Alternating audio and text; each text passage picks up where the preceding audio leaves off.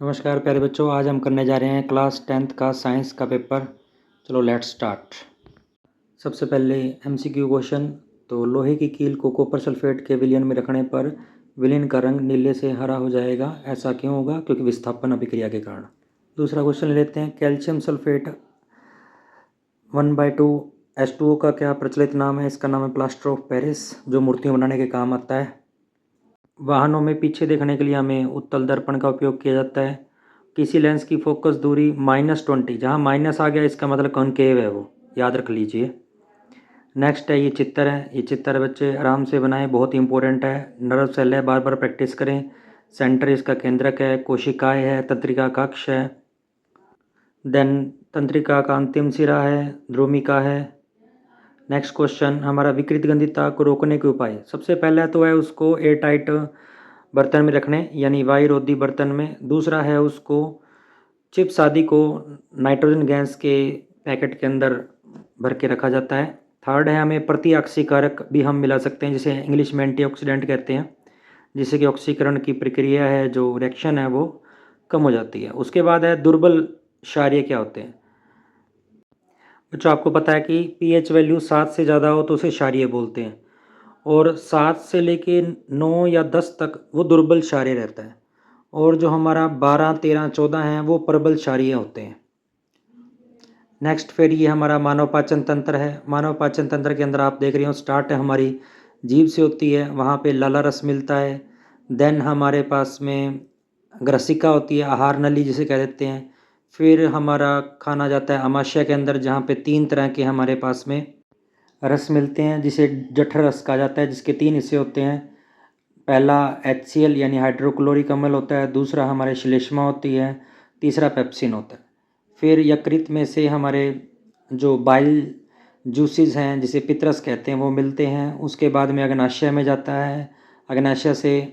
अग्नाशय में जिसे पैनक्रियास कहते हैं, पैनक्रियाटिक जूस निकलता है, जिसे अग्नाशिक रस कहते हैं, जिसके अंदर हमारे ट्रिप्सिन प्रोटीन का पाचन करता है, और निकलता है हमारे पास लाइपेज, जो कि वसा का पाचन करता है। इसके बाद जब हमारा भोजन है शुद्रांत यानी छोटी आंत में चला जाता है। छोटी आंत के अंदर ये सभी जो रस मिले हैं ये पूर्ण रूप से प्रक्रिया करते हैं, और हमारी भोजन के पाचन की प्रक्रिया पूर्ण होती है। तथा उसके बाद में जो हमारे पोषक तत्व मिलते हैं हमें, उन सभी को वहाँ पे अवशोषित कर लिया जाता है। छोटी आंत में दीर्घरोम होते हैं जो भोजन को अवशोषित कर लेते हैं। उसके बाद बड़ी आंत में जाता है, जहाँ पे अतिरिक्त पानी अवशोषित कर लिया जाता है, तथा जो बचा हुआ भोजन है वो गुदा द्वार द्वारा बाहर निकाल दिया जाता है।